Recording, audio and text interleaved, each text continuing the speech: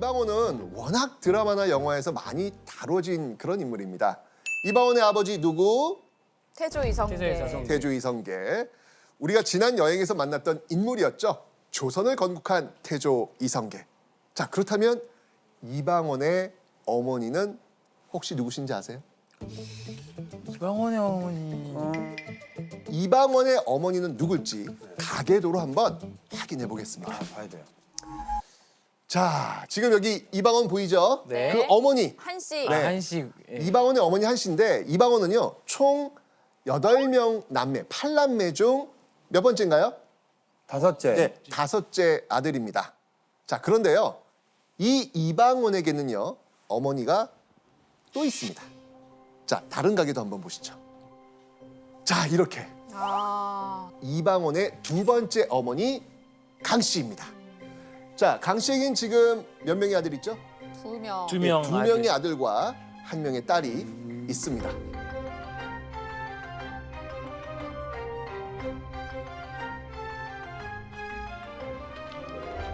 태가 이 강 씨는 비록 친어머니는 아니었지만 이 이방원의 인생에 어마어마한 영향을 끼친 인물입니다. 사실 이 이방원을 왕으로 만든 사람, 그 사람이 바로 강 씨다! 라고 해도 과언이 아닐 정도로 굉장히 영향을 끼쳤던 그런 인물이에요. 자, 이방원과 또 다른 어머니 이 강 씨는 어떤 관계였는지 지금부터 알아보려고 합니다.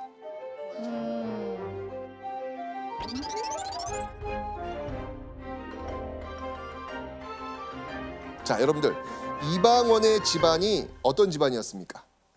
이런 거. 전쟁. 예, 전쟁하고 예. 이런 거. 군사. 이성계 하면 딱 떠오르는 그쵸. 사병들 있잖아요. 네. 뭐였어요? 가별초. 그죠? 가별초. 가별초 맞습니다. 이 이방원의 집안 바로 홍건적과 왜구로부터 고려를 지킨 영웅 가문이었습니다. 그럼에도 불구하고 이방원의 집안이요 고려의 중심 세력으로 자리 잡지는 못했지요. 아버지 이성계는 고려의 변방, 동북면 출신의 신흥무신이었지만 고려 중앙정계는 권문세족이 장악하고 있었기 때문에 사실상 그가 설 자리는 별로 없었죠. 자, 그런데 중심 세력에서 밀려나 있던 이 이방원의 집안을 권문세족과 어깨를 나란히 할 수 있도록 물심양면으로 도와준 사람이 있습니다. 진짜 이 이성계의 집안을 쭉 올리는데 혁혁한 공을 세웠던 사람, 그 사람이 바로 강 씨입니다.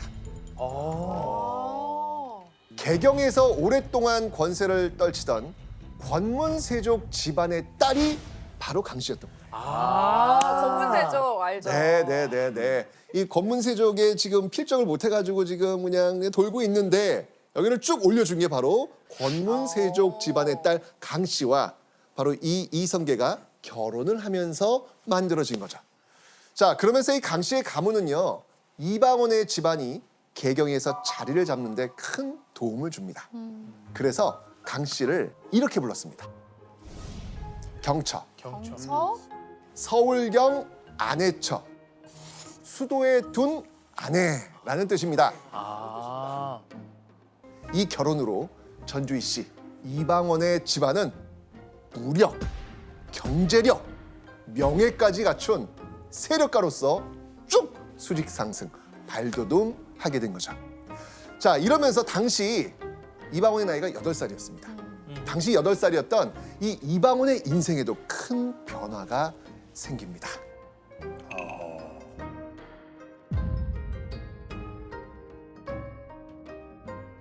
이 동북면에 살던 이방원이 유학을 가게 된 겁니다. 자, 어디로 갔을까요? 서울, 개경. 그렇죠. 맞습니다. 바로 수도인 개경. 당시 고려에서 최고 교육을 받으려면 개경으로 가야 했습니다. 그런데 이때 나이가 몇 살이다? 이방원이 나이가? 8살. 8살. 8살이니까 보살핌이 좀 필요할 거 아니에요. 네. 그죠? 공부를 위해서 친어머니의 곁을 떠난 이방원. 어디서 머물렀을까요? 아, 이 연결이 되네. 강씨 엄마 집. 맞습니다. 바로 아버지의 경처 강 씨가 있는 집에 머뭅니다. 이방원은요 바로 이 강씨의 보살핌 아래 개경 최고의 교육을 받을 수 있었던 겁니다. 맞네. 사실 교수님 이성계가 이방원을 경처 강씨에게 보냈던 이유가 있잖아요. 그렇지요. 이성계 입장에서 보면은 가문 내에 문신학자가 없다는 것을 늘 안타깝게 생각을 합니다. 그러니까 자식 중에 문반직을 얻어서 중앙 정계에 진출해서 가문의 든든한 버팀목이 되어주기를 기대하는데 그 자식 쭉 보니 그 중에 가장 총명한 친구가 이방원이고 8살 어린 나이지만 개경으로 보내서 공부를 시켰던 거지요. 자 문제는 그럼 과연 이방원은 공부를 잘했냔 말이에요. 네, 잘했을 것 같은데. 그래요? 이방원에 대한 믿음이 있으신가 봐요. 왜냐면 되게 총명하다 그랬었어요. 이미 선생님께서. 아하. 저희 오늘 집중하고 있습니다. 네. 맞습니다. 자, 그 단서가 되는 기록이 있는데요. 우리 예원 씨가 한번 읽어주시죠. 강 씨가 매양 태종이 책 읽는 소리를 듣고 탄식해 말하기를 어찌해서 내게서 나지 않았는가라고 했다. 아, 내 자식이면 좋겠다 할 정도로. 내가 낳았어야 되는데 이거예요. 와. 그만큼 강 씨가 이방원을 이렇게 사랑하니까 이방원은 어떻게 했습니까? 고맙죠. 그 어린 나이에 그 강 씨 어머니의 어떤 사랑을 듬뿍 받고 있으니까 감사하네요. 이방원 또한 효성을 다했다라는 그런 기록이 남아 있을 정도입니다.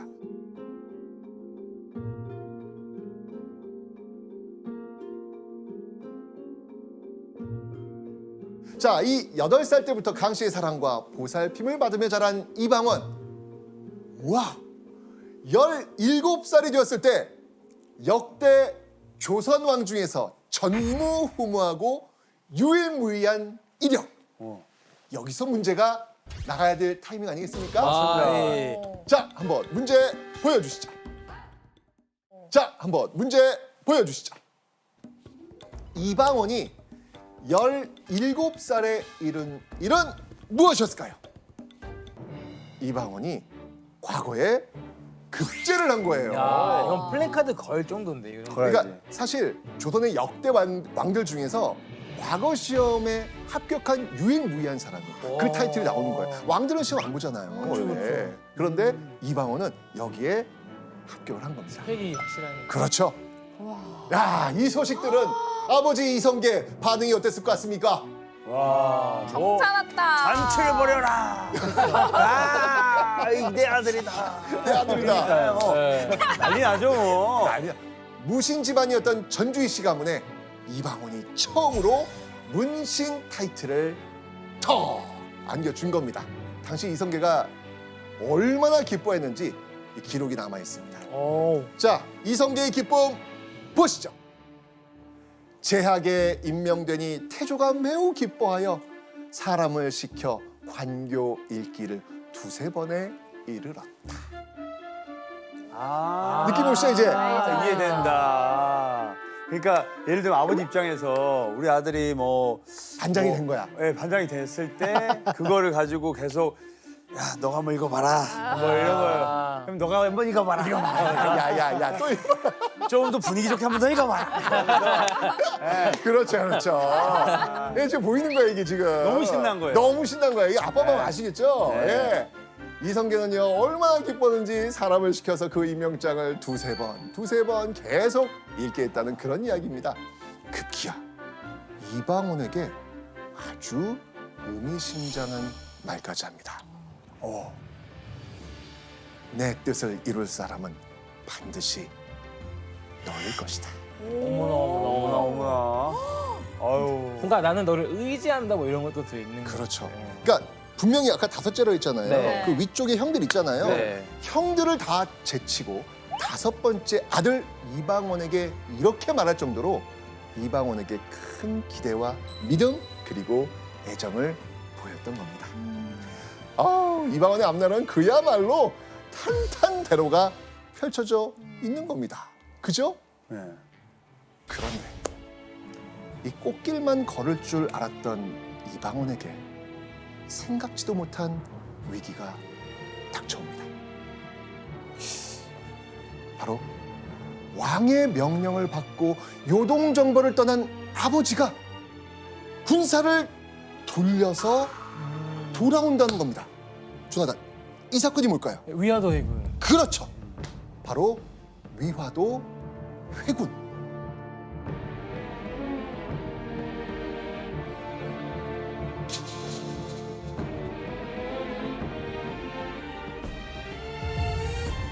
순식간에 이방원의 집안은 역적이 될 위기에 처한 겁니다. 역적의 가족은 어떻게 되나요? 다 처단당해요. 죽죠. 죽어요. 자, 이 위기감을 느꼈던 이방원은요, 급히 어딘가로 향합니다. 그가 향한 곳은요, 아내가 있는 자신의 집이 아닌 포천이었습니다. 왜 포천으로 갔을까요? 급합니다, 지금 이방원. 포천. 그 어머니 아니었어요? 아, 맞습니다. 네. 바로 이 포천은 아버지 이성계 집안에 농장이 있었는데요. 그곳에 친어머니 한 씨가 있었기 때문이죠. 서둘러 친어머니를 모시고 이방원은 또 다른 집으로 갑니다. 어디일까요? 그 경처. 강씨. 강씨 그렇죠. 어머니. 맞습니다. 바로 자신을 친자식처럼 보살펴줬던 또 다른 어머니 강씨의 집이었습니다. 정락 이방원을 찾아라. 그자가 역적 이성계의 아들이다. 예. 비키시오.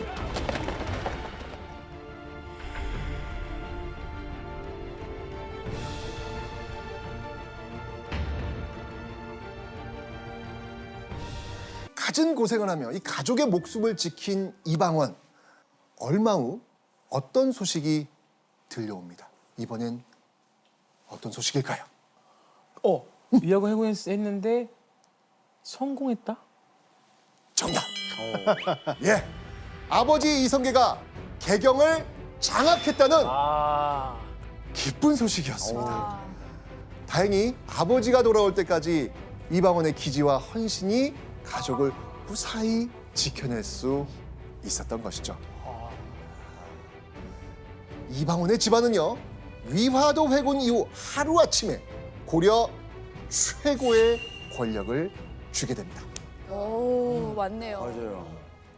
그런데 그 이후 고려 전체를 들끓게 한 충격적인 사건이 벌어집니다.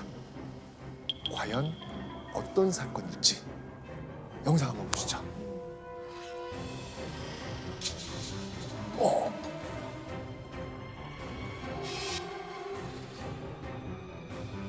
눈빛들 교환. 와.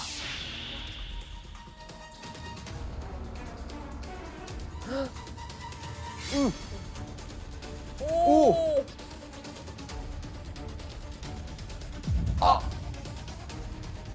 오, 당했어, 당했어.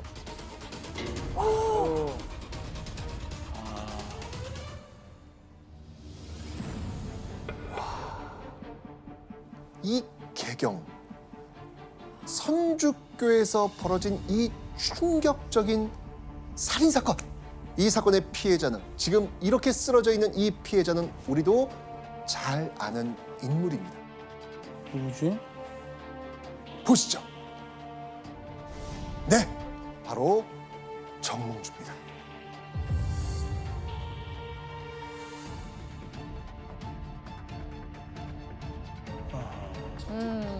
이 정몽주를 죽인 사람, 아까 눈짓으로 신호를 맨 처음에 보냈던 그 사람 누구입니까? 이방원 아닙니까? 맞습니다. 이방원. 이방원은요, 정몽주를 스스로 스승으로 모시기까지 했는데 도대체 무슨 일이 벌어진 걸까요? 무슨 일이야 이거? 왜 이런 충격적인 일을 저지르는 아니 것일까요? 뭐야? 왜 이런 충격적인 일을 저질렀을까요? 왜냐면요, 이 정몽주가 아버지 이성계는 물론이고 이방원이 목숨을 걸고 지킨 가족들의 목숨까지 위협했기 때문입니다. 아, 정몽주가. 네. 자, 그렇다면 정몽주는 대체 왜 이방원의 가족들의 목숨을 노린 것일까요? 당시 고려는요, 이성계파와 정몽주파로 갈라져 있었습니다. 이성계는 새로운 나라를 세우길 원했지만 정몽주는 기존의 고려, 이 고려를 유지하면서 계획을 펼쳐나가면 된다. 이러면서 갈라져 있었던 거예요. 이 두 세력의 합의점은 보이지 않았고요. 골은 더욱 깊어지는 상황 속에서 정몽주는 바로 고려를 지키기 위해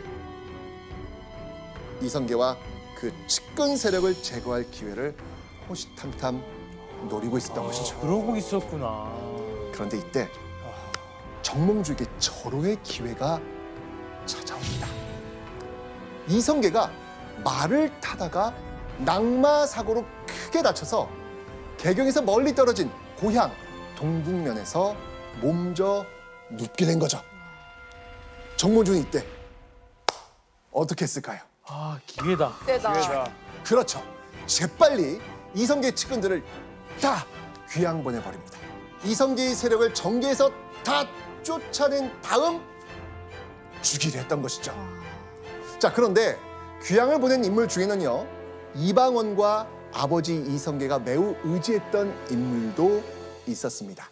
정몽주가 보내려고 했던 그 인물 누구였을까요? 아, 정도전. 정도전. 맞습니다. 바로 아버지의 든든한 동반자이자 함께 혁명을 주도했던 정도전이었습니다. 이 정도전을 이성계에게 소개해 준 사람 혹시 기억하고 있어요? 그 정몽주 아니에요? 어우, 맞습니다. 어우.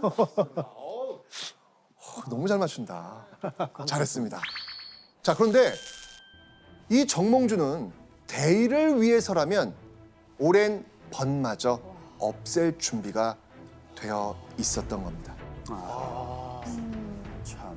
정말 이 정몽주는 바로 자신의 나라 고려를 위해서라면 물불 갈지 않고 무엇이든 지금 하려고 했던 그런 사람이었죠. 이방원은요, 긴 고심 끝에 정몽주를 죽인 겁니다. 심지어는요, 그 정몽주의 머리를 잘라 저작거리에 걸어놓기까지 합니다. 아버지와 가족의 목숨을 노리던 정몽주를 제거한 이방원. 사랑하고 아끼는 아들 이방원이 가문 전체를 위협했던 큰 적 정몽주를 없앴다는 소식. 자, 그 소식을 들은 아버지 이성계의 반응은 어땠을까요? 진짜 그냥 감탄했을 것 같아요. 그래요? 자, 화면을 한번 보겠습니다. 내가 사약을 마시고 죽고 싶은 심정이다. 우와, 왜요? 왜 그렇게 얘기했지? 이성계는요, 이방원에게 내 이놈! 어찌 이런 불효를 저지르냐? 불같이 화를 냅니다. 와, 왜냐면요, 정몽주는요, 정치 경험도 풍부하고 백성들의 존경을 한 몸에 받고 있었던 고려의 대학자입니다.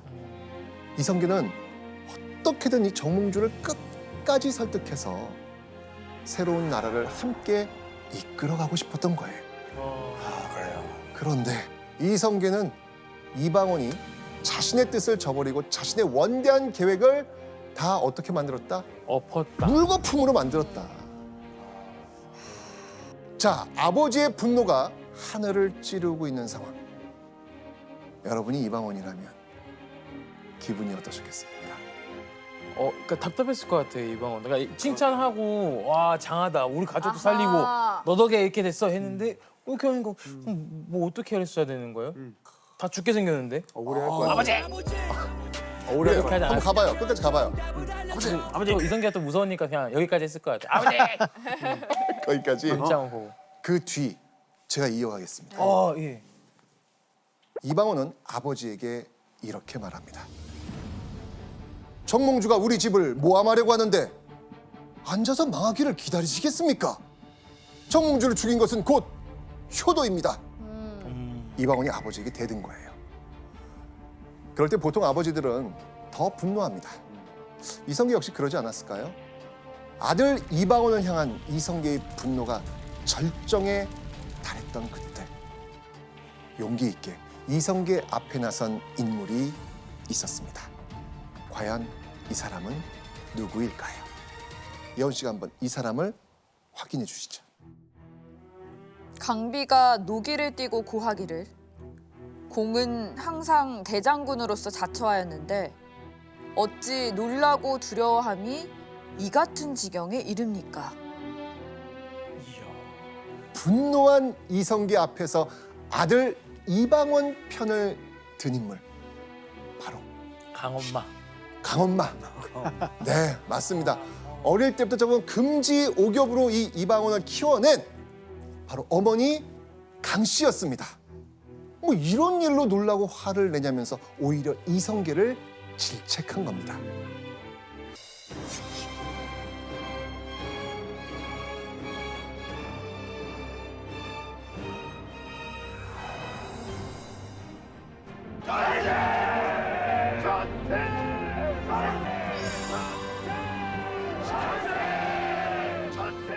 이 모든 게 정몽주가 살해된 후 불과 석 달 만의 일이었습니다. 그리고 이성계가 왕에 오르자 개국 공신 중 한 명이 이렇게 말합니다. 오늘의 일은 공이 한 사람에게 있다. 한 사람? 지금까지 잘한 사람은 이방원밖에 없는데요? 맞아요. 맞습니다. 신하들이 인정한 건 바로 이방원. 신하들조차 이방원의 공을 인정하며 이렇게 말할 정도였던 것이죠. 그런데 이방원은요, 조선 개국 이후 끝없이 바닥으로 추락합니다. 대체 이방원에게 무슨 일이 일어난 것일까요? 그 충격적인 이야기를 지금부터 알려드리겠습니다.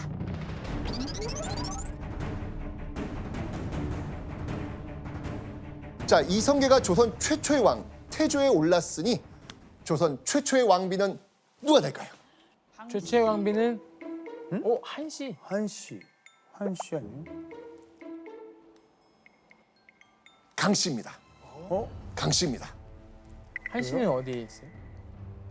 자, 어째서 이방원의 친어머니 한씨가 아닌 강씨가 왕비가 됐을까요? 첫째 부인이었던 한씨가 조선 건국 1년 전 세상을 떠났기 때문입니다. 그러니 이성계는 강씨를 조선 최초의 왕비로 세운 것이죠.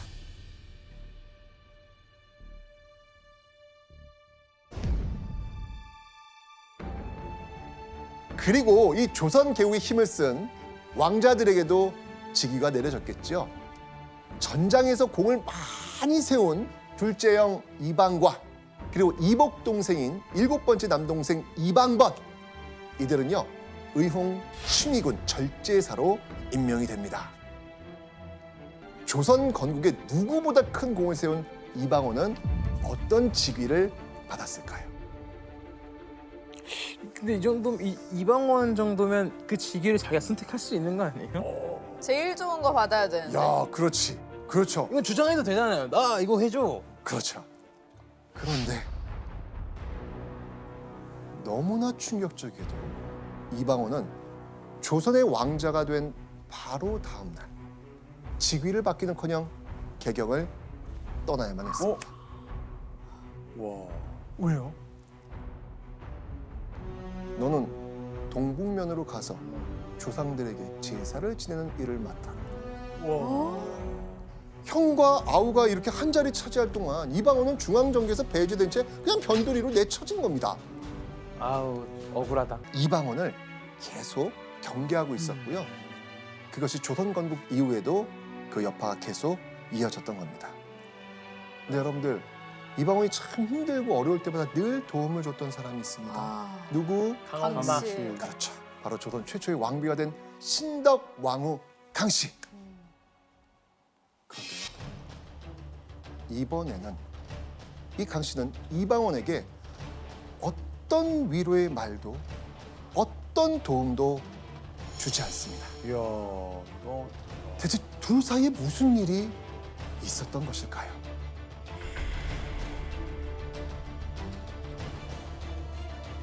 이성계는요, 조선 개국의 공이 강 씨에게 있다고 생각했습니다.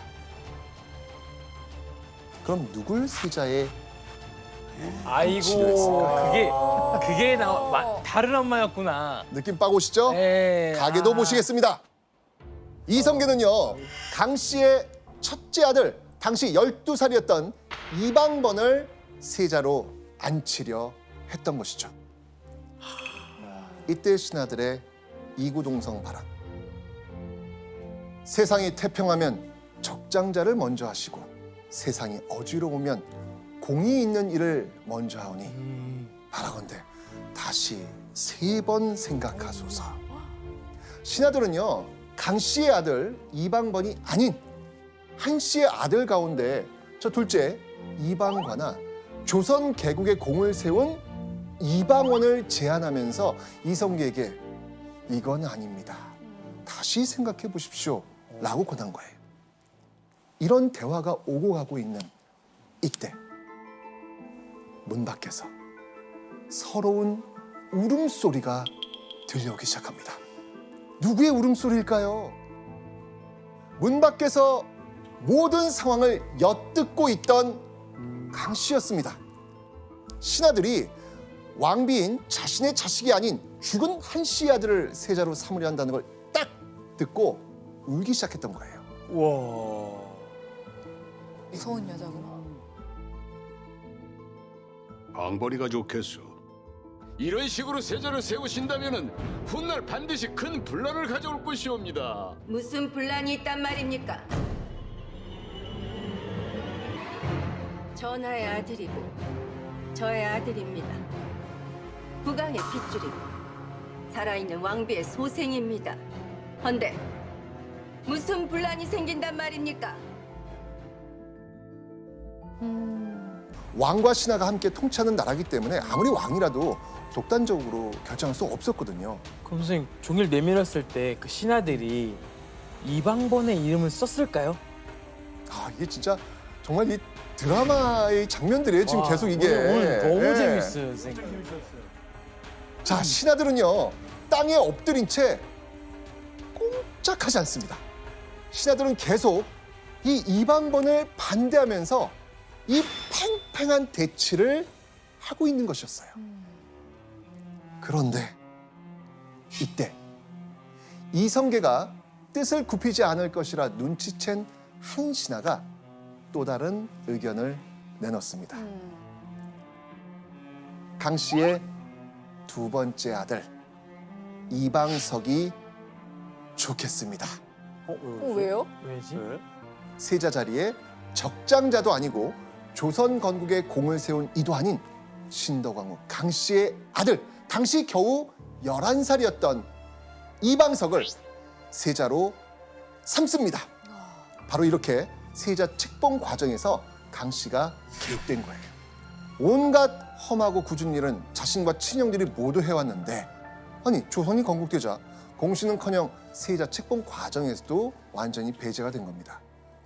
이때 이방원은 의붓 동생에게 모든 기회를 빼앗겼다고 생각하지 않겠습니까? 그쵸. 그죠? 어찌 보면 진짜 친엄마보다 더 엄마처럼 평생을 막 챙겨주고 보살펴주고 같은 마음으로 막 다 했는데 그 끝은 본인의 아들을 왕으로 올리기 위해서 이렇게 또 움직이는 모습을 보면 와, 그동안 그 모든 게 이분의 계획이었나? 믿음이 다 없어졌을 것 같아요. 자, 이 가족을 위해 피까지 흘렸지만 돌아오는 건 아버지의 냉대. 새로운 나라가 세워지자마자 돌아선 어머니 강 씨의 이기적인 모습. 그런데 이방원을 또 한 번 충격에 빠뜨렸던 인물이 또 있습니다. 강 씨 말고요. 또 있어요. 바로 조선 건국의 동지이자 자신이 스승으로 모셨고 심지어 목숨을 구해줬던 정도전이었습니다.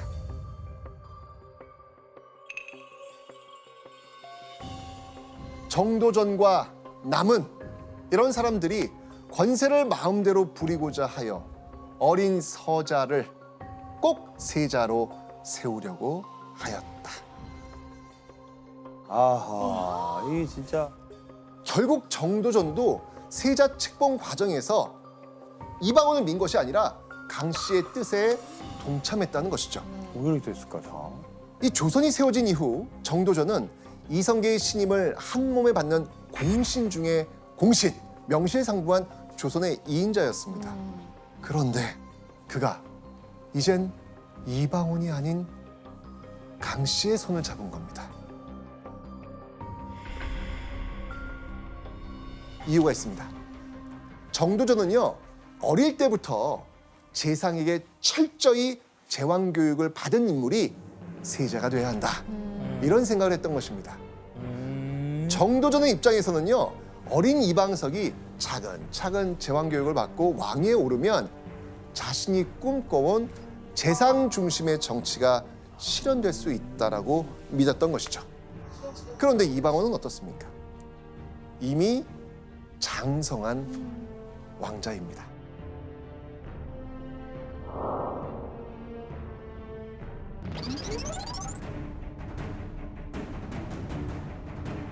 사실 이 정몽주 사건 이후 부자 사이는 전처럼 애틋하지 않고 냉랭한 기운만 감돌고 있었거든요.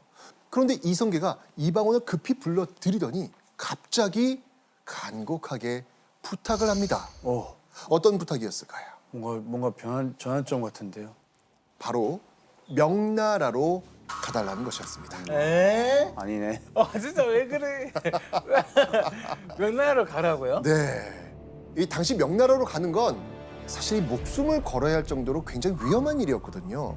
왜냐하면 당시 명나라와 조선의 외교 관계가 극도로 좋지 않았습니다. 원인이 있었습니다. 바로 이겁니다. 왜 이렇게 싫어해? 요동정벌.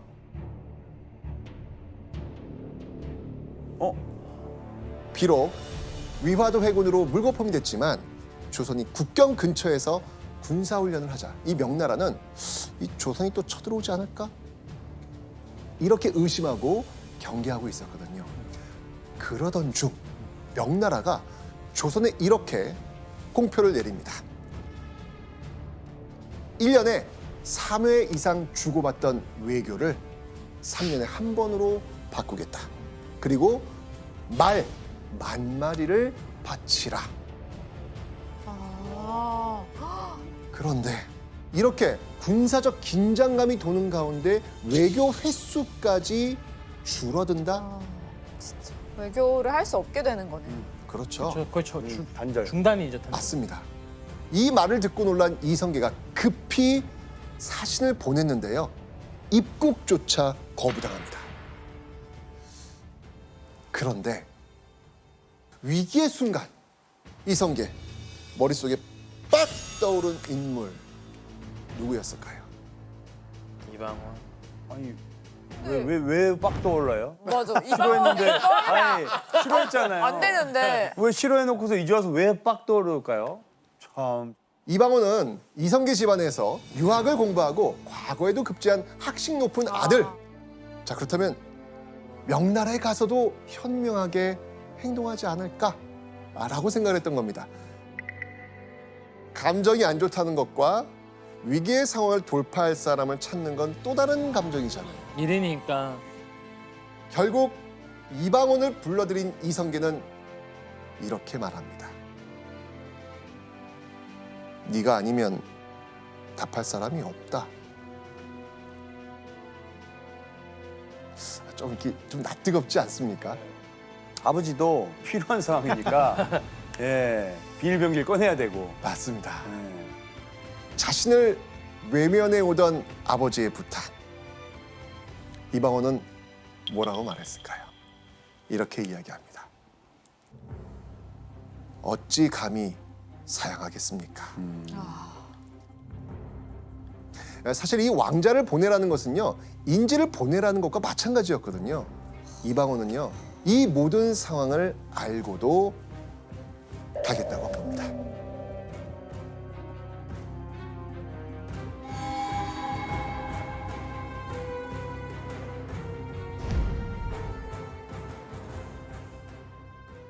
명나라로 떠난 이방원.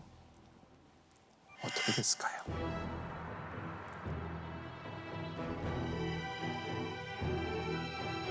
잘 수행합니다. 야. 네, 역시나. 네, 역시나 이방원입니다. 목숨을 건 명나라 외교를 성공적으로 마친 후 이방원 그동안 많았던 배척에서 벗어나 조선의 중앙 정계로 쭉 들어올 수 있었을까요? 들어온 줄 알았잖아요. 네, 들어와야죠. 아무런 보상도 없었습니다. 아하, 이 진짜. 너무하네요. 여전히 정치권에서 배제된 채 지방 경계를 지내야만 했습니다. 그러던 중 1396년 조선에서 큰 사건이 벌어집니다. 이방원에게도 엄청난 영향을 미치는 일이었는데요. 대체 어떤 일이 벌어졌을까요? 조선 건국 이후 이방원을 가장 경계하고 중앙 정치권에서 배제시켰던 인물 누구였습니까? 강씨. 그렇죠. 어머니 신덕왕후 강씨가 사망했습니다.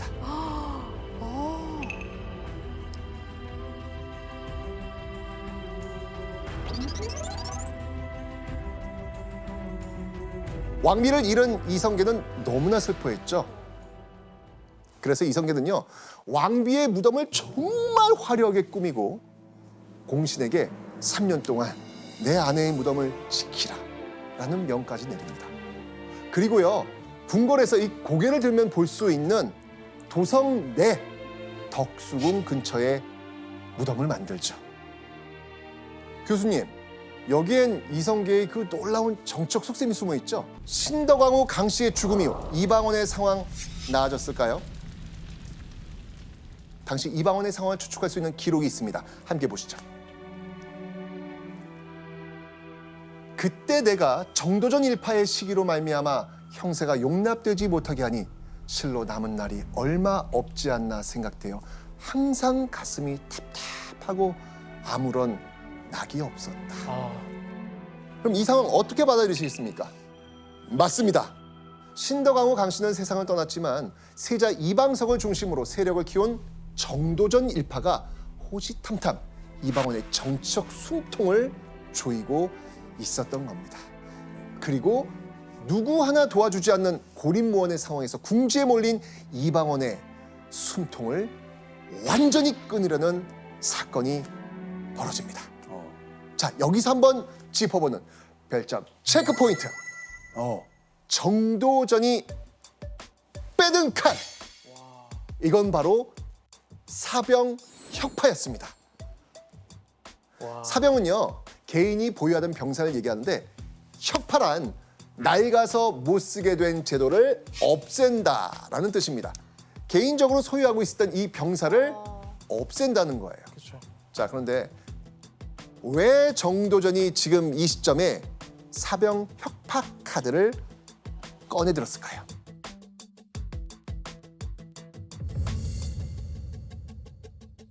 사병은요, 나라가 위험할 때 빠르게 나라를 지키는 수단도 됐지만 만약 역심을 품게 되면 적이 될 수도 있겠죠. 정도전은 자신이 다스리는 중앙군 외에 왕자를 비롯한 반대 세력의 무력을 빼앗고 공식적으로 무장 해제시키려 했던 것입니다. 결국 정도전의 뜻대로 이방원은요, 사병을 빼앗겼고 무기까지 모두 반납했습니다. 야, 최악이네. 신덕왕후 강씨는 세상을 떠났지만 정도전이라는 거대한 적이 다시 이방원의 숨통을 조이고 있었던 것이죠. 정치적 고립, 무력의 해제, 호시탐탐 목숨을 노리는 정적들. 자, 여러분이 이방원이라면 이 상황 어떻게 벗어나야 할까요? 자, 그렇다면 이 이방원이 생각한 방법은 이거였습니다. 왕자의 난 나올 것이 나왔구만.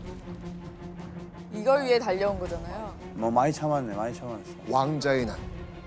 아버지가 정한 세자를 바꾸기 위해 병사를 일으키기로 한 겁니다.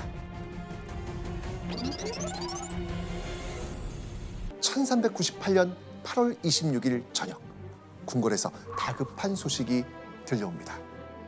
이전부터 심상찮던 아버지 이성계의 건강이 극도로 나빠졌으니 왕자들은 모두 궁으로 들어오라. 그런데 궁에 들어가던 도중 누군가 이방원을 향해 허겁지겁 달려옵니다. 바로 이방원의 시종이었습니다. 지금 민씨 부인께서 이 가슴과 배가 몹시 아프십니다. 어서 오셔야겠습니다. 지금 궁에 들어가고 있는데 집에서 지금 시종이 온 거예요. 화들짝 놀란 이방원은요, 그 길로 궁에 들어가다가 다시 돌려서 집으로 달려갑니다. 집에 도착한 이방원 깜짝 놀랍니다. 무슨 일이었을까요? 아프다던 아내가 멀쩡한 거예요. 뭐지? 아내는 이렇게 말합니다. 정도전이 이성계가 아프다는 핑계로 왕자들을 모아 죽이려 하니 가셔서는 안 됩니다. 우와 대박이다. 와 진짜. 아, 정도전 와. 이 말을 듣고 이방원 어떤 반응을 보였을까요? 어찌 죽음을 두려워하여 대궐에 나아가지 않겠소? 아니 더구나 여러 형들이 모두 대궐 안에 있으니 사실을 알리지 않을 수 없소.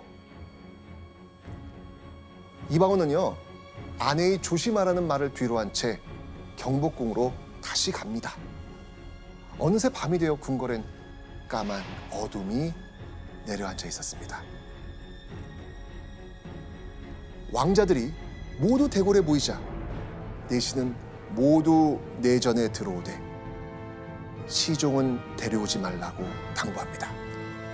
그런데 주변을 둘러보던 중 이방원은 수상한 기운을 감지합니다. 밤이 되었는데 궁궐에 등불이 모두 꺼져 있는 겁니다. 이방원은 어떻게 이 상황을 벗어났을까요? 배가 아프다면서 자리를 벗어난 다음 화장실을 가는 척하다가 형들과 함께 궐을 벗어났습니다. 오. 그리고 이방원의 분노와 서름을 폭발시키는 난이 시작됩니다. 자, 그런데 사병혁파, 사병혁파로 사병이며 갑옷이며 무기까지 지금 모조리 없어요. 없었잖아요. 없네요. 없잖아요. 아니 어떻게 난을 일으킬 수 있었을까요? 이숙번의 군사들이 도성에 들어왔어. 그게 정말입니까? 무기는 저한테 있습니다. 아내? 정말이오. 예, 따라오십시오.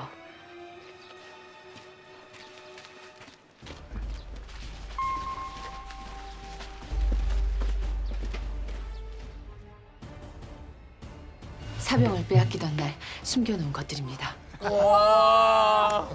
아내 대박이다. 그 급박한 상황에 어찌 이런 생각까지 해냈어. 대단하오. 대단하오. 거사를 시작하기에 충분하오. 와. 대박이다. 민 씨는요, 숨겨둔 갑옷과 무기를 꺼내서 장수들에게 나눠줬습니다. 아내 민 씨의 기지와 결단력 덕분에 난을 일으킬 수 있었던 것이죠. 왕자의 난, 제일 먼저 이방원의 칼이 향한 곳은 어디였을까요? 정도전. 맞습니다. 바로 조선의 2인자이자 그를 궁지에 몰아넣은 정도전. 바로 이렇게 이방원은요, 정도전이 있는 곳을 알아내고 현장을 급습합니다. 정도전은요, 깜짝 놀라서 이웃집으로 도망쳤지만 금세 들키고 맙니다.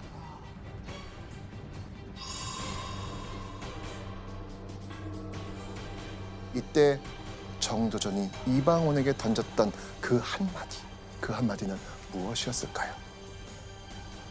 정도전은 예전의 공이 이미 나를 살렸으니 지금도 또한 살려주시오. 비굴. 오메 오. 기억나십니까? 정몽주가 이성계 세력을 제거하려 했을 때 이방원이 정몽주를 죽이고 유배에 떠났던 정도전 살려줬던 사실 기억나시죠? 네. 그때 일을 떠올리면서 다시 한번 자신을 살려달라고 구걸했던 겁니다. 그 말을 들은 이방원 수화를 시켜 그 자리에서 정도전은 목을 뱁니다.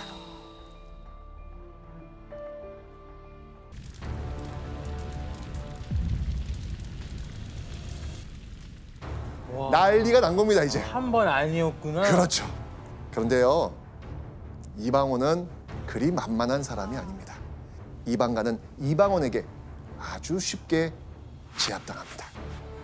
넷째 형까지 꺾은 이방원은요, 명실상부한 조선의 권력자로 우뚝 섭니다. 와.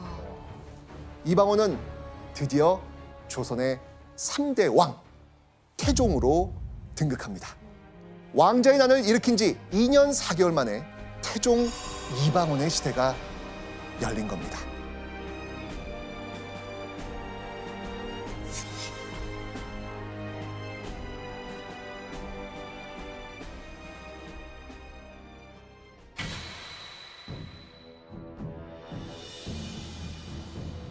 왕이 된 이방원이 오랫동안 칼을 갈아온 일이 있었죠. 이방원은요, 자신의 등에 칼을 꽂은 자는 절대 잊지 않았고 그리고 복수했습니다. 근데 진짜 복수는 아직 못했잖아요. 남은 진짜 복수 대상은 바로 신덕 왕후 강씨.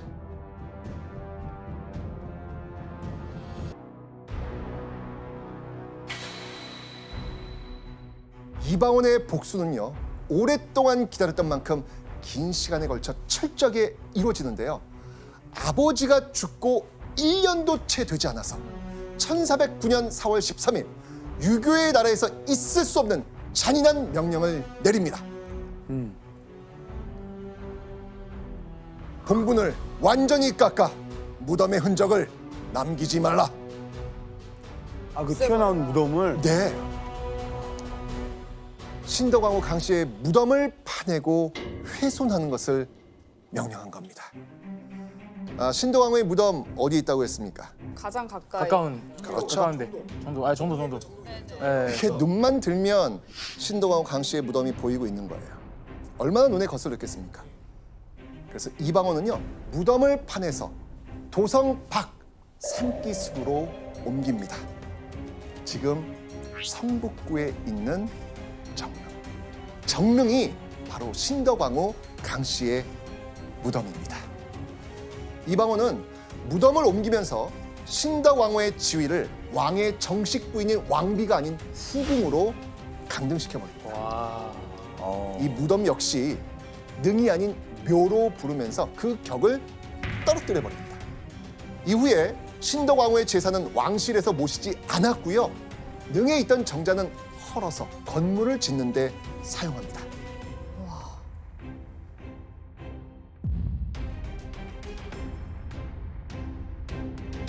1410년 조선에 큰 일이 닥쳤습니다. 큰 홍수로 청계천의 다리가 떠내려간 거예요. 이때 한 신하가 광통교의 흙다리가 비만 오면 곧 무너지니 청컨대 정릉 구기의 돌로 돌다리를 만드소서. 신덕 왕후의 묘를 지키던 병풍석을 청계천 광통교를 짓는 다리돌로 쓰자고 건의를 한 겁니다. 이 말을 들은 이방원, 어머니의 무덤돌을 다리를 만드는 재료로 쓰라고 허락을 합니다.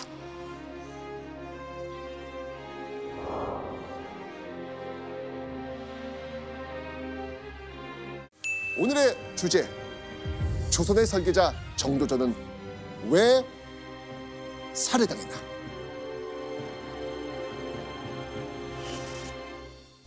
(1374년 9월 22일) 고려 말,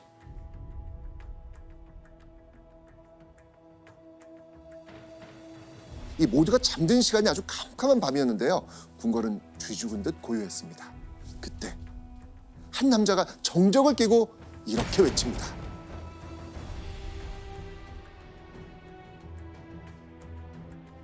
역적이 들어왔다! 역적이 들어왔다!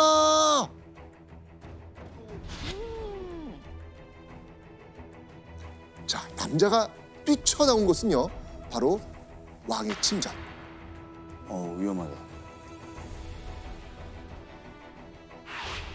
자, 대체 왕의 침전에 무슨 일이 벌어진 걸까요? 자, 이렇게 들여다보니까요, 침전 바닥은요, 새빨간 피로 흥건했고요.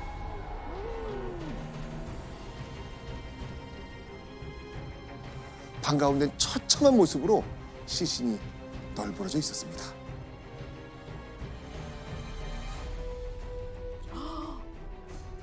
이 침전에서 끔찍하게 살해당한 사람, 바로 고려의 31대 왕 공민왕입니다.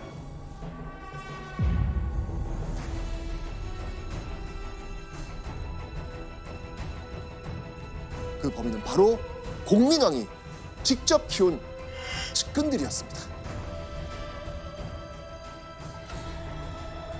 한 나라의 왕이 죽은 끔찍한 사건. 그런데 이 공민왕의 죽음은요, 어떤 이들에겐 좋은 기회가 됩니다. 자, 누군지 한번 확인해 보시죠.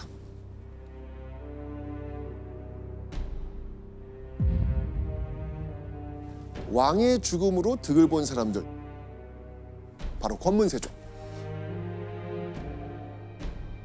네, 많이 들었어요. 네네네. 많이 들어보셨죠? 네. 부패.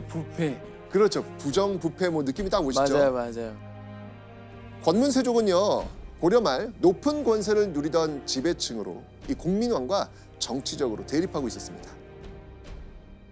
왜냐하면 당시 이 고려의 왕 공민왕이 바로 이 나라에 대해서 반대하는 정책을 펼치고 있었거든요. 그렇죠. 예, 사실 1231년부터 1257년까지 고려는 몽골과 긴 전쟁을 벌였습니다. 하지만 몽골과의 전쟁에서 패배했고요. 원나라의 그 지독한 간섭에 시달려야 했죠. 자, 그렇다면 약 100년간 원나라의 간섭을 받은 고려에서 득세한 무리, 누굴까요? 권문세족. 그렇죠. 맞습니다. 바로 친원파였던 권문세족이었습니다. 권문세족은 바로 이 원나라의 비호를 받으면서 고려 조정에서 막강한 힘을 휘두르고 있었던 것입니다. 자, 그런데 이 공민왕은요, 이 고려에 오랫동안 뿌리내린 이 원나라의 풍습을 없앱니다. 그리고 고려 내부에 친원 세력을 숙청하면서 아주 강력한 반원 정책을 펼쳤거든요. 권문세족에게 공민왕은 이래서 눈에 가시였을 겁니다. 교수님, 그럼 설마 공민왕을 죽인 게 권문세족인 거예요? 그렇지는 않고요. 그런데 공민왕의 죽음에 대한 석연치 않은 부분들이 많습니다. 다양한 의혹들이 제기가 되는데 정황상 볼 때에 공민왕의 정책에 불만이 많이 쌓여 있었던 권문세족이 사건에 관여되었다고 생각하는 사람들도 있는 거죠. 자, 그런데요, 이들과 반대로 공민왕의 죽음에 누구보다 비통해하던 그들도 있었습니다. 권문세족이 나라를 장악하고 있었을 때 공민왕의 편에 서서 힘이 되어준 이들, 신진사대부. 이 신진사대부는요, 공민왕의 개혁 정책에 힘을 보태면서 이 쓰러져가는 고려를 바꿔보려고 했습니다. 그리고 이 신진사대부 중에서도 이 사건으로 큰 충격을 받고 유독 슬퍼했을 인물이 있습니다.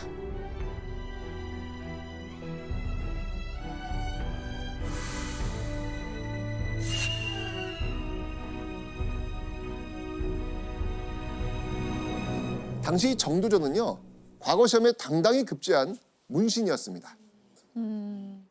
게다가 그 능력을 인정받아가지고요. 굉장히 공민왕이 정도전을 아꼈어요. 예, 왜냐하면 정도전의 일처리 깔끔했고요.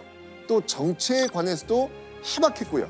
이러니까 이 공민왕이 참 옆에 이제 끼고 있는 신진 관리 이렇게 보시면 됩니다. 자, 이 공민왕도요. 이렇게 정도전을 아꼈고요. 정도전 역시 자신의 재능을 살려서 공민왕과 함께 고려를 외세에 휘둘르지 않는 강한 나라로 만들고 싶어 했거든요. 그런데 개혁에 힘을 썼던 공민왕이 무참히 시해됐다. 당연히 정도전으로서는 큰 충격을 받을 수밖에 없었을 겁니다. 그리고 권문세족에 비해서 정치적 기반이 약했던 신진사대부는요. 공민왕의 죽음 이후 급격히 힘을 잃을 수밖에 없었죠. 그리고 이때 권문세족은 공민왕의 아들 우왕을 왕위로 올립니다. 자, 그런데 겨우 10살이었던 우왕 뭘 할 수 있겠습니까? 권문세족은 바로 이 어린 우왕 뒤에서 영향력을 행사하면서 고려 조정을 발아래 두려 했겠죠. 자, 그런데 이때 이 정도전과 신진사대부가 경악할 사건이 벌어집니다. 고려 조정에서 공민왕 죽었으니까 다시 원나라 섬기겠다면서 원나라와의 교류를 더욱더 강화한 거예요.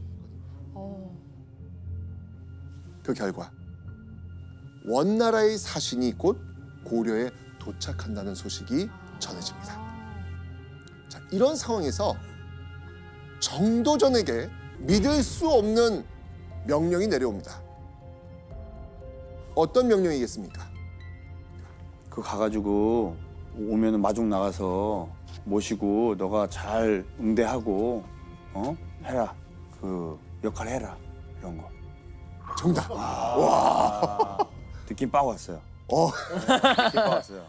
촉이 네. 이제는 느낌 딱 관계에서 봤을 때 일부러 더 누르기 위해서.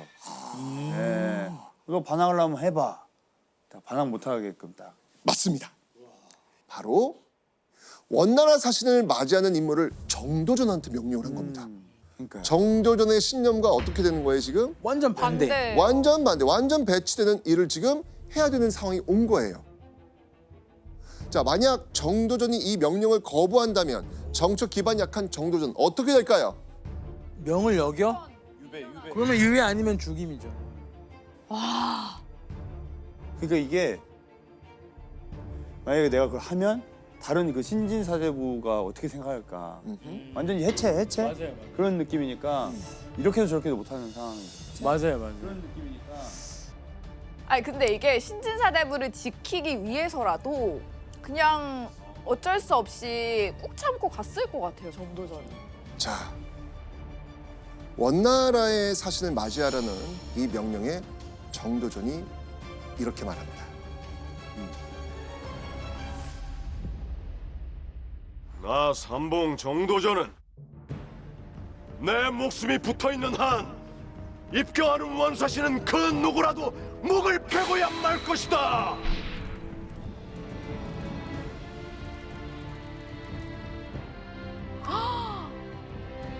나를 보내면은 내가 목을 베겠다. 내가 목을 베고겠다. 이야, 역시 어떤 사람인지 바로 알 것 같아. 그죠? 네. 어떤 사람인지 바로 알 것 같아. 엄청 강직하신 분이네. 이렇게 거친 말과 행동으로 원나라 사신을 온몸으로 반대했던 정도전. 어떻게 됐을까요? 일단 너 말 잘했어. 하면서 너 유배. 명을 어겼다. 정답. 그치. 정도전은 바로 유배에 처해집니다. 그런데 여기서 재미난 점은 뭐냐면 권문세족이 정도전의 유배를 취소할 수 있다라고 하면서 정도전에게 사람을 보내요. 유배를 취소할 수 있으니까 좀 기다려봐라. 그 말을 들은 정도전은 오히려 더 화를 내면서 제안을 거절해버리지요. 그리고 스스로 말을 타고 유배지로 가버립니다.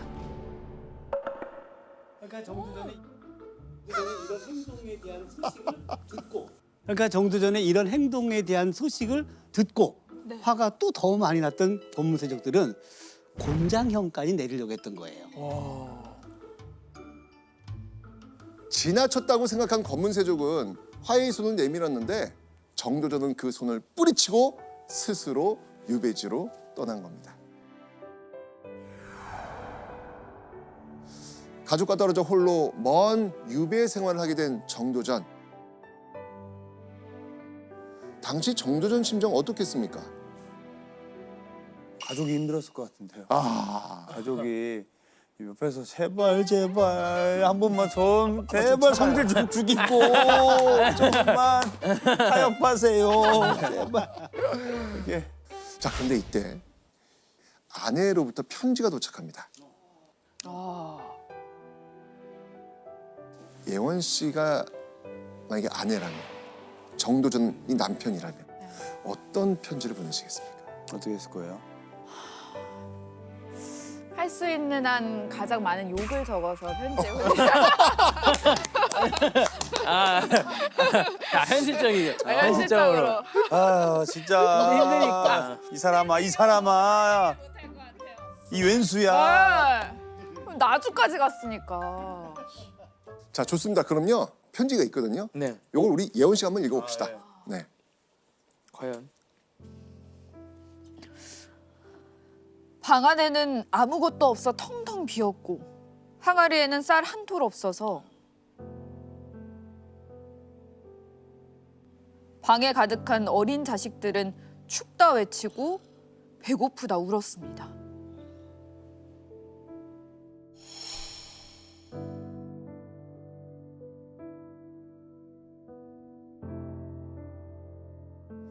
당신은 끝내 국법을 어겨 이름이 더럽혀지고 행적이 깎였으며 형제들은 놔뒹굴고 가문은 망가져서 세상의 웃음거리가 되었습니다.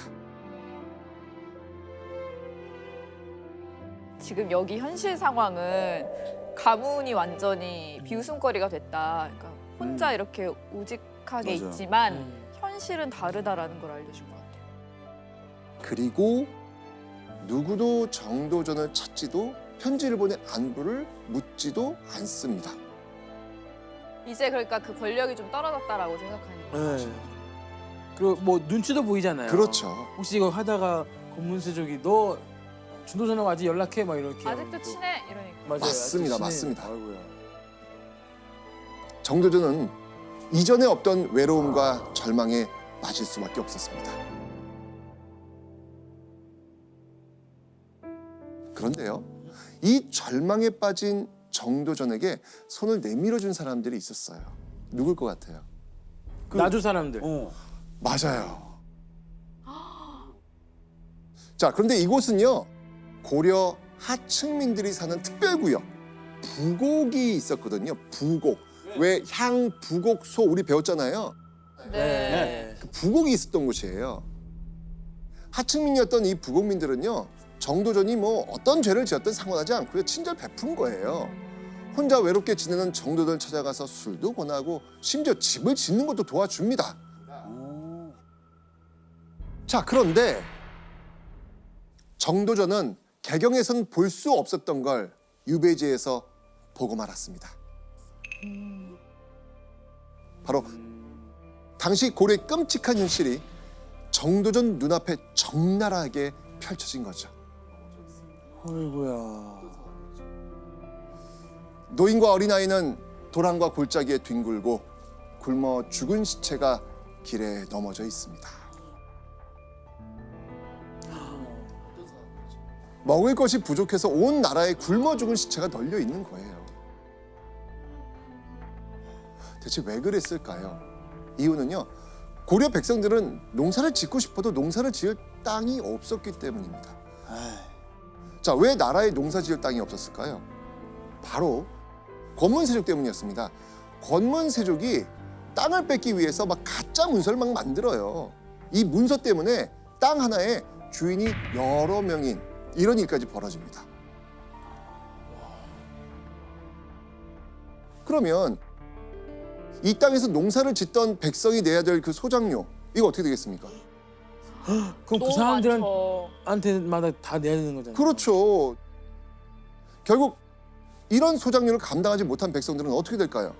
땅의 주인 권문세족의 노비가 되는 거예요. 어이구야.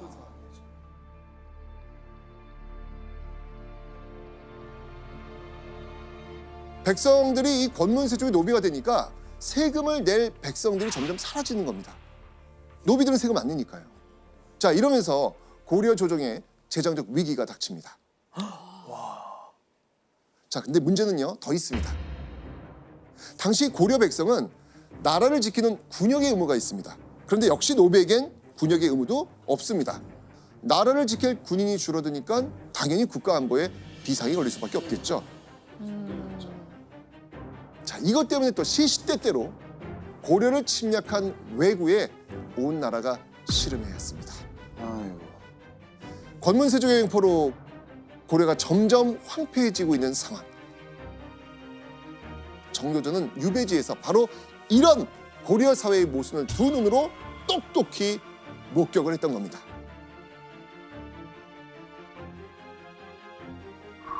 결국 정도전은요, 백성이 잘 사는 이상적인 나라에 대한 구체적인 목표를 가지게 됩니다.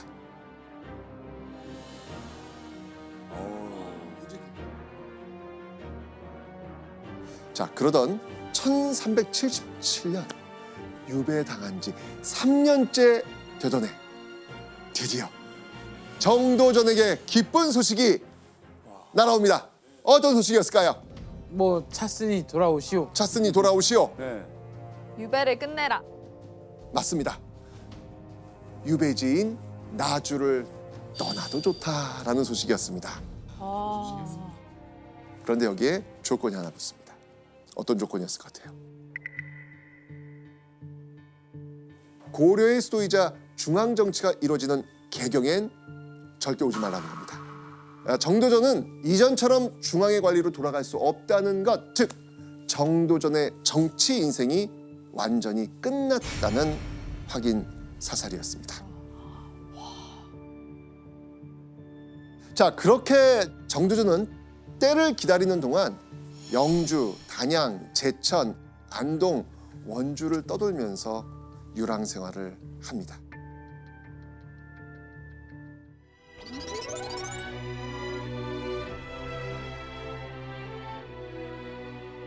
권문세족의 방해로 정계로 돌아갈 길도 뜻을 펼칠 기회조차 보이지 않던 이런 정도전.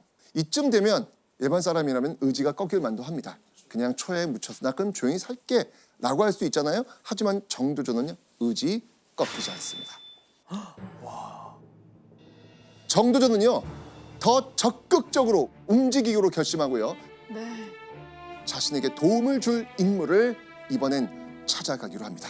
자, 정도전이 찾아간 인물 누구였을까요? 아, 누구 있을까? 이성계. 맞습니다. 바로 이성계. 홍건적과 왜구로부터 고려를 구해낸 명장 이성계. 강력한 사병, 가별초를 거느린 백전무패의 영웅으로 당시 많은 백성의 존경과 고려왕의 신임을 받고 있었습니다. 당시 이성계는요, 한창 전쟁이 벌어지던 함길도 함주에 있었습니다. 정도전 망설이지 않고 당장 이성계를 만나러 갑니다.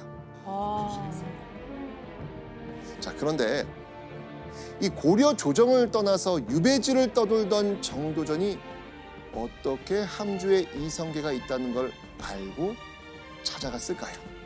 연결해준 사람이 있어요. 배웠잖아요. 정몽주가 연결을 해줍니다. 맞습니다. 바로 신진사대부의 거두 정몽주였습니다. 정도전과 정몽주는 신진사대부의 정적 동반자이기도 했는데요. 정몽주 역시 썩어빠진 고려를 바꿔보고 싶은 마음은 같았습니다.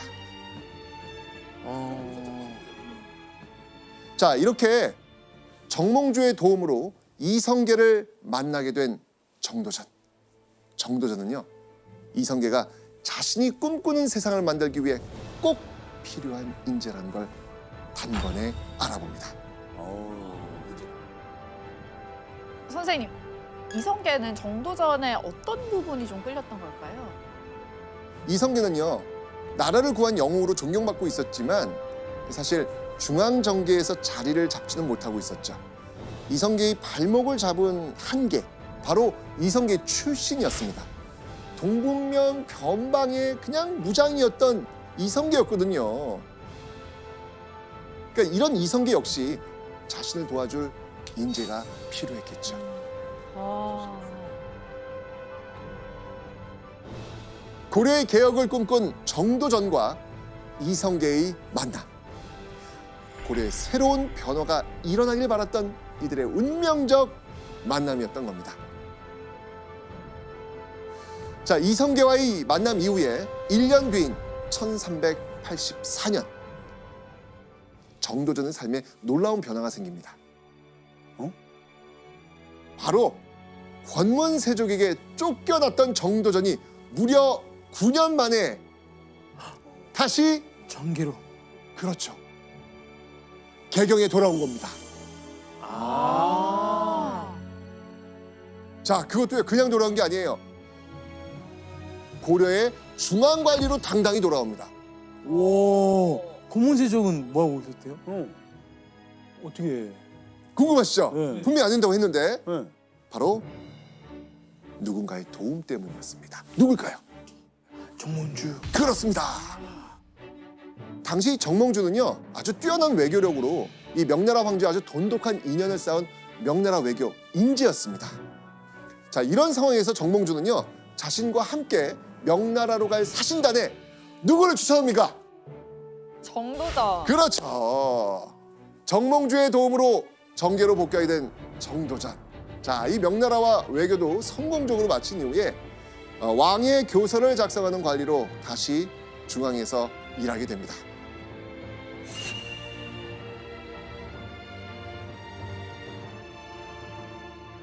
자, 그리고요, 정도전이 이 개혁의 핵심 인물로 생각한 이성계에도 아주 큰 변화가 생깁니다.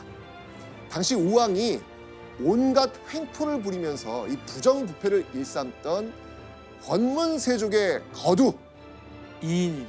그렇죠.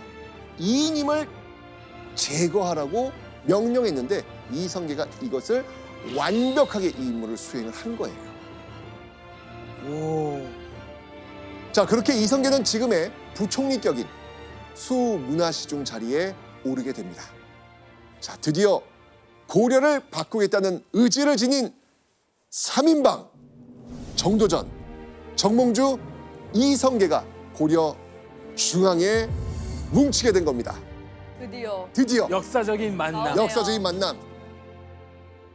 자, 그런데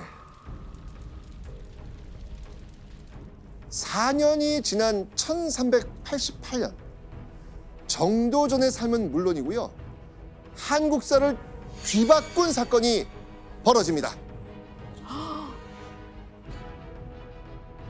바로 이성계가 말머리를 돌려 요동에서 고려로 돌아온 사건. 뭔가요? 위화도 회군을 합니다. 그렇죠. 맞습니다. 위화도 회군.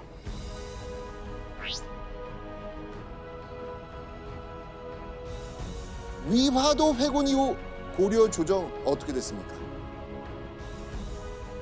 이성계가 다 잡았죠. 잡았죠. 그렇죠. 자, 그렇게 정도전은요, 이성계와 함께 고려의 왕 우왕을 폐위시키고요, 다음으로 즉위한 창왕까지 연달아 폐위시키겠다는 계획을 세웁니다. 아이고야.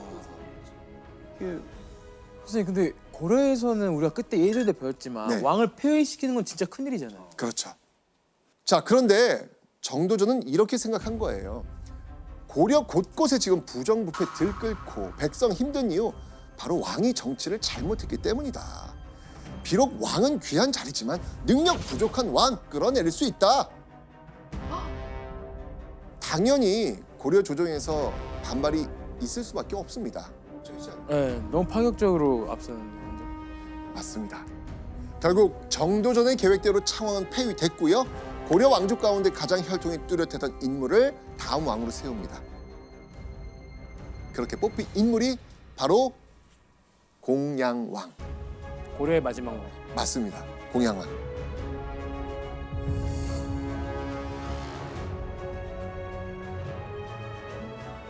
자, 정도전은 아마도 새로운 왕을 통해 자신의 이상을 실현하고 싶었던 그런 마음이 있었던 건 아닐까요? 공양왕이 즉위하고 2년이 지난 1390년 9월 정도전은요 왕을 교체하는 데 이어서 누구도 생각지 못한 일을 벌입니다. 대체 무슨 일을 벌였을까요? 영상을 통해 한번 네. 확인해 보겠습니다.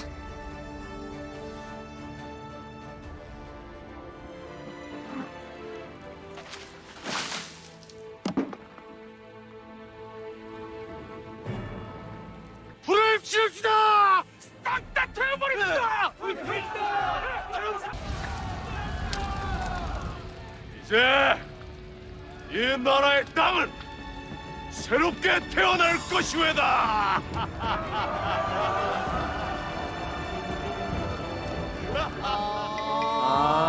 무슨 문제인지 알겠죠? 네. 느낌 와죠? 느낌 와죠? 예, 완전 왔어요. 어떤 땅 하나인데 많은 이 검문세족들이 주인이 많았단 말이에요. 그래서 부담스러웠다는 거죠. 노비로 전락되고. 그래서 태운 게 땅 문서. 정답! 바로 정도전이 태운 것은요. 권문세족과 고려의 지배층이 불법적으로 모은 토지를 조목조목 적어둔 토지 문서였습니다. 토지 문서를 태우면요. 땅의 주인을 증명할 길이 없어지고 그러니까 권문세족은 땅을 잃게 되는 겁니다. 정도전은요. 이 땅을 국가가 관리해야 한다고 생각했습니다. 자, 그리고 이 땅을 백성 수만큼 나눈 다음에 경작권을 나누어줘야 된다라고 주장을 했던 것이죠. 자, 이전과 비교해서는 어떤 것 같습니까? 지금 백성들 입장에서는요. 너무 좋죠. 네, 너무 좋죠. 너무 좋죠. 지금요. 백성들은 정말 좋은 제도입니다. 그런데 이게 지금 이런 것들을 밀어붙이면 다 그렇게 하시죠. 그럴까요? 반발 있죠. 어우, 가진 저는 사람들은 반발하죠. 맞습니다. 당연히 정도전의 개혁을 탐탁지 않게 여긴 세력이 있었죠. 자, 이때 반대하고 나선 세력은 어떤 세력일까요? 바로 신진사대부들. 신진사대부가 돌아서요? 맞습니다. 그러니까 좋은 세상은 좋겠는데 좋은데 너무 심하게 하니까 과하다고 생각했나 봐. 맞습니다. 이 토지 개혁 때문에 정도전을 중심으로 한 급진 개혁파 그리고 이에 반대하는 온건 개혁파 이렇게 나뉘게 된 거죠. 1391년 결국 절충안으로서의 새로운 토지 제도가 시행이 됩니다. 자, 여기서 짚어보는 별점 체크 포인트 이겁니다. 과전법. 네.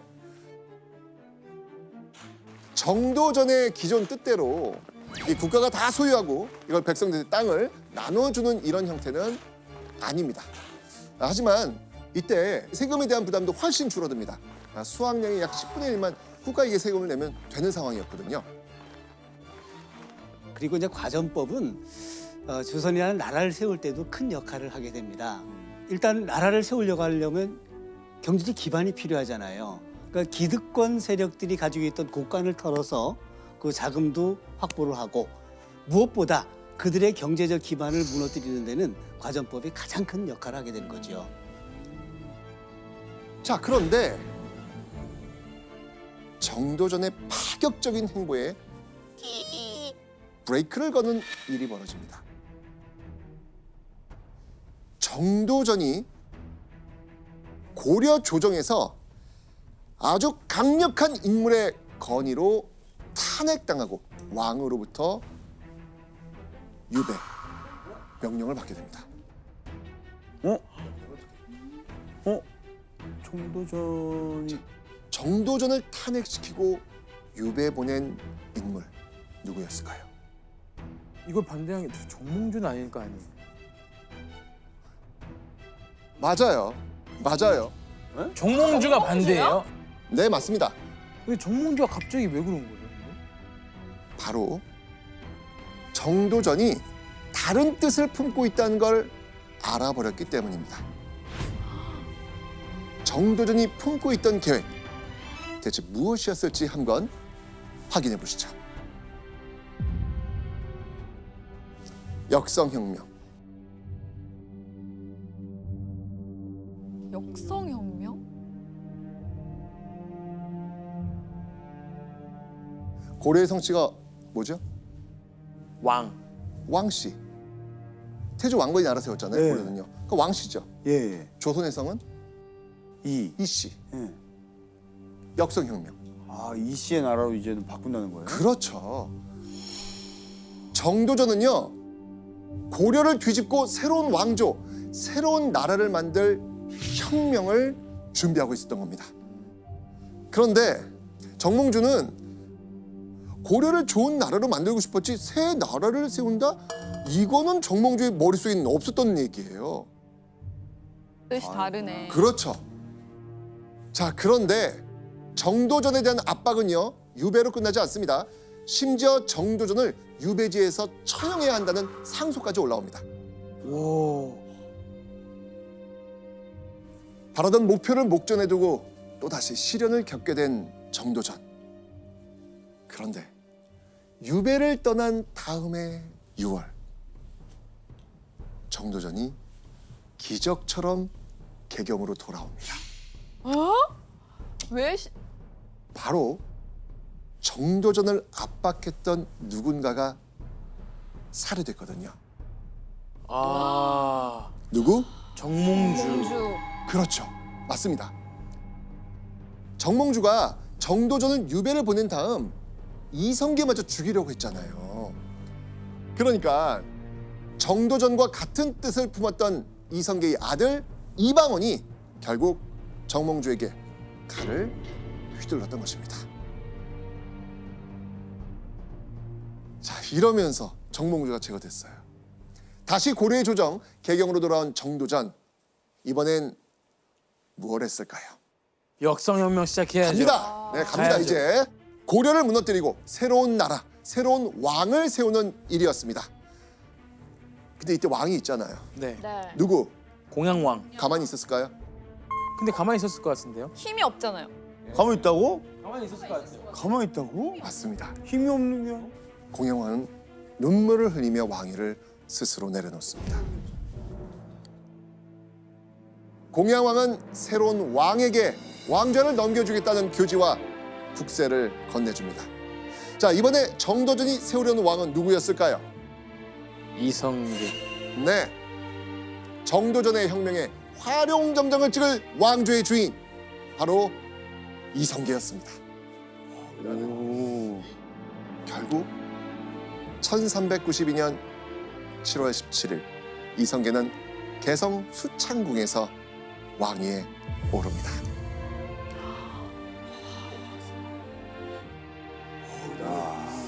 자, 이렇게 475년 동안 한반도를 지배한 나라 고려의 시대가 저물고 새로운 나라 조선이 이렇게 역사의 장을 열게 되는 것이죠.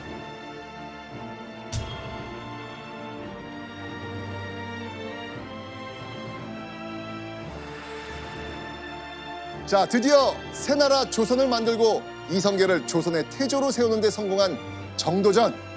정도전 당연히 공 인정받고요. 개국 1등 공신에 오릅니다. 그뿐만이 아니었죠. 핵심 실세로 지금의 국무총리격인 숭록대부 자리까지 꿰차게 됩니다. 서로에게 정말 무한 신뢰를 보내고 있었던 정도전과 이성계. 자, 그런데요. 이성계와 정도전, 이 두 사람이 크게 의견 충돌을 일으킨 사건이 있었습니다. 이성계가 폭탄 선언을 했기 때문이거든요. 바로 개경이 아닌 다른 곳으로 수도를 옮기겠다고 선언을 한 겁니다. 천도. 그렇죠. 맞습니다. 근데 정도전은 이 수도 유지는 반대를 했거든요. 왜 그랬을까요? 백성들 그렇죠. 아, 백성들도 고생해야 힘들어지니까. 맞습니다. 백성들 때문입니다. 그래서 정도전은 이성계에게 나라 좀 안정되면 수도를 이전하는 것이 좋다고 그렇게 이야기하죠. 자, 그런데 이성계는 계속해서 아니다, 천도하겠다라고 밀어붙입니다.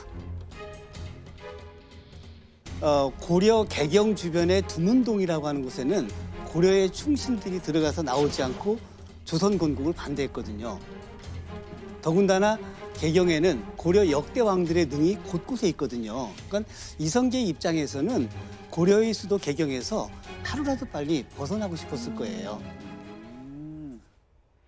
쉽게 타협하지 않는 성격의 정도전이었지만 결국 이건 이성계의 뜻에 따르기로 합니다.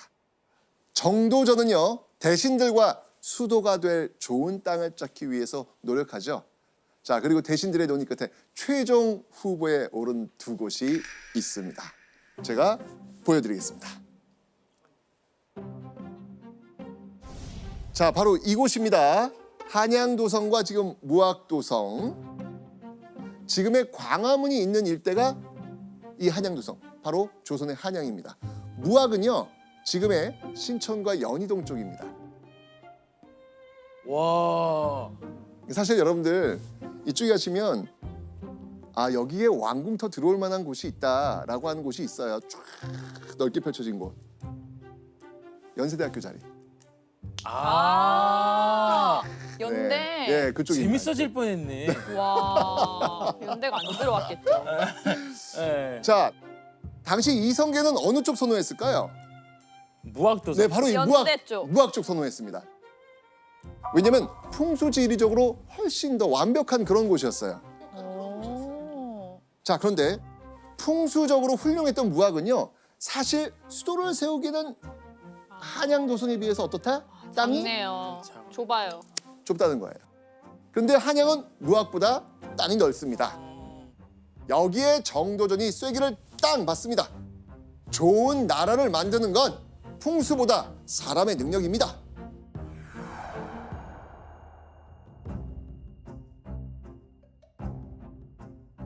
그래서 수도로서 효율적인 이 한양을 추천한 거죠.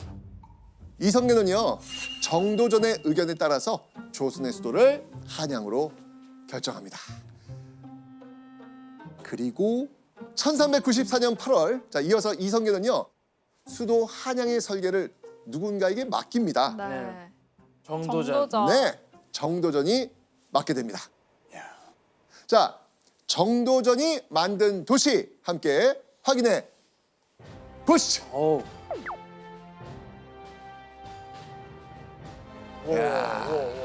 하나하나 했겠다. 맞네. 그렇죠. 하나하나. 네. 경복궁.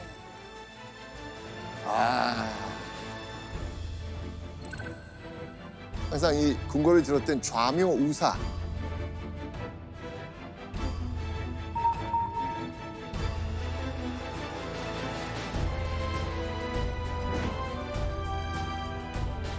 여기 이제 종로. 진짜 다 새롭게 건설한. 그럼요. 이거 지금도 우리가 쓰고 있잖아요. 지금.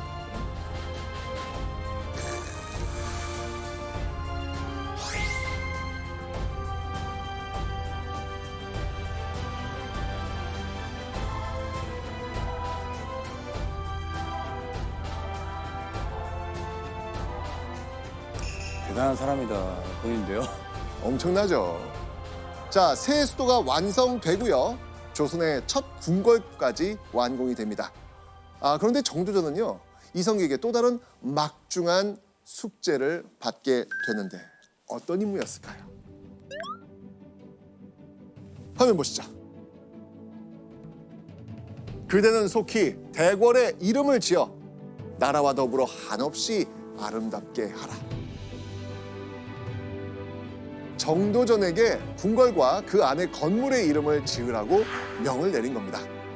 한 번 지어지면 후대를 거쳐 만 백성이 부를 이름을 지어 올리라는 명령. 정도전 어떻게 했을까요? 그럴 줄 알고 제가 지어왔습니다. 맞아요. 맞아요. 아 진짜요? 네. 그냥 새 대궐의 이름을 그냥 바로 턱턱 지어 마칩니다. 자, 이때 지어진 이름 바로 경복궁. 아, 이름 좋다. 너무 익숙한 곳이죠? 크다는 경, 복복, 큰 복을 빈다는 그런 의미. 자손 만대로 복이 이어질 것이다 라고 지금 이야기를 하고 있는 거잖아요. 자, 그리고요, 정도전은요, 궁 안 전각들의 이름도 모두 짓습니다. 자, 여기 어딘가요? 무슨 전이죠? 네네, 맞아요. 근정전? 근정전. 경복궁에 들어서면 정면으로 보이는 곳입니다. 바로 근정전이죠. 자, 요 근자가 뭐냐면 부지런할 근, 정사정, 즉 부지런히 일하라는 뜻입니다. 자, 그리고요, 정도전이 이름을 붙인 건물 중에서 특히 돋보이는 건물이 있는데요. 자, 바로 강령전인데 임금의 침전에 붙인 이름입니다. 편안할 강, 편안할 영. 몸과 마음이 편안하다는 뜻이죠. 자, 그런데요, 재밌는 거는요, 왕에게 이곳에서 편하게 쉬라는 의미로 지어준 건 아닙니다. 정도전은요, 왕이 쉴 때도 늘 백성을 생각해야 몸과 마음이 편할 수 있다라는 뜻을 담아가지고 강령전의 이름을 지은 겁니다. 자,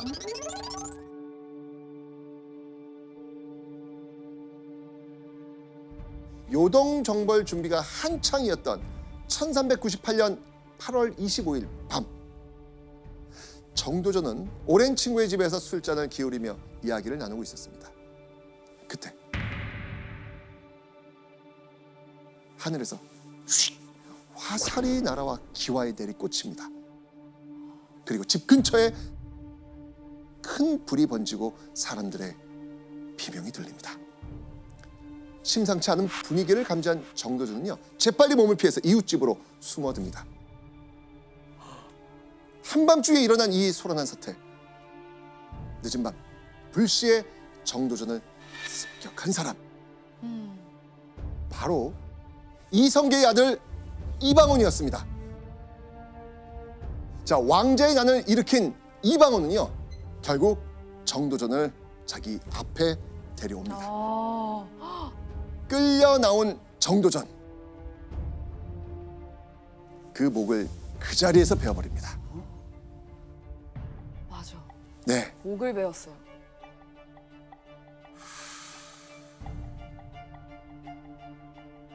자, 이방원은 왜 정도전을 습격했을까요? 바로 조선의 첫 세자 책봉 때부터였습니다. 이성계가 첫 번째 부인에게서 태어난 아들이 아닌 두 번째 부인의 막내 아들, 당시 8살밖에 되지 않은 이방석을 세자로 세웠기 때문입니다. 세자가 책봉되는 논의의 자리에 정도전이 이방석이 책봉되는 것에 대한 반대하는 얘기를 하질 않았거든요. 그러니까 이방원 입장에서는 서운하거나 불만을 가질 수가 있었겠지요.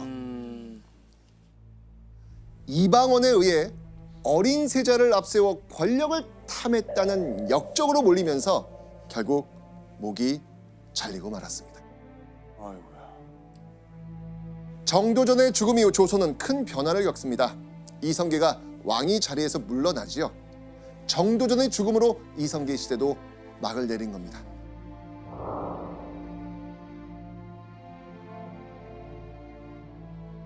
그리고 2년 뒤에 정도전을 죽인 이방원이 드디어 조선의 제3대 왕 태종으로 즉위합니다. 이방원은요, 정도전의 집을 없애고요, 그 위에 말을 기르는 관청을 만들어 버립니다. 그리고 이방원은 정도전이 만든 궁, 어느 궁이죠? 경복궁. 경복궁. 여기서 머물지 않고요, 새로운 궁 창덕궁을 만들면서 그곳에 머뭅니다.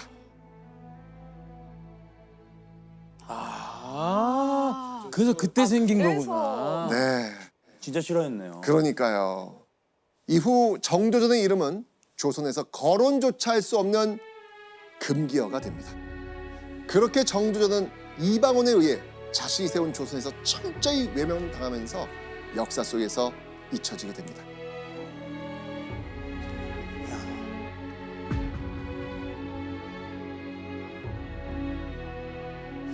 자, 그런데 그로부터 467년 후 1865년 정도전의 이름이 다시 조선 역사에 등장합니다. 왜 정도전의 이름이 다시 언급되었을까요?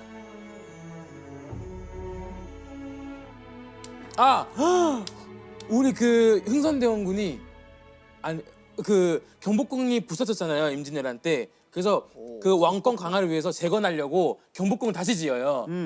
그때 언급된 게 아닐까. 정답! 와. 맞습니다. 조선의 26대 왕 고종은 임진왜란 이후 273년간 방치되어 있던 궁궐을 다시 지으라고 명령합니다. 이 궁궐이 어디다? 경복궁. 경복궁을 복구하기 위해 기록을 찾던 중 정도전에 대한 기록을 발견한 겁니다. 방치되어 있던 경복궁의 재건과 함께 정도전의 이름 석자가 467년 만에 세상 밖으로 부활한 순간이었습니다.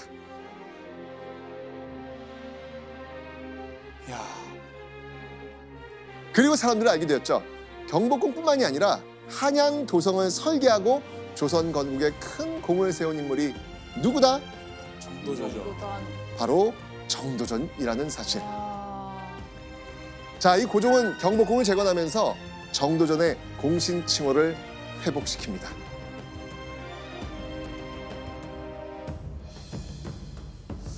정도전을 지칭하는 다양한 이름들이 있습니다. 조선의 1등 공신, 조선의 설계자, 조선의 역적. 똑같은 인물이라도 시대 상황에 따라 어떤 관점으로 보는지에 따라 그 인물에 대한 평가는 천차만별로 달라지게 됩니다.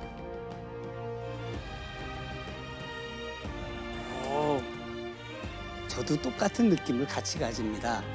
비록 정도전이 왕자의 난에 사라지고 그 이름 존재 자체가 금기의 이름이 되어버리긴 했지만 정도전과 같은 사람의 그 창조적인 이런 생각들, 이런 것들이 현재 우리가 끌고 나오는 이런 노력이 필요하지 않나, 오늘 그렇게 생각해 봤습니다.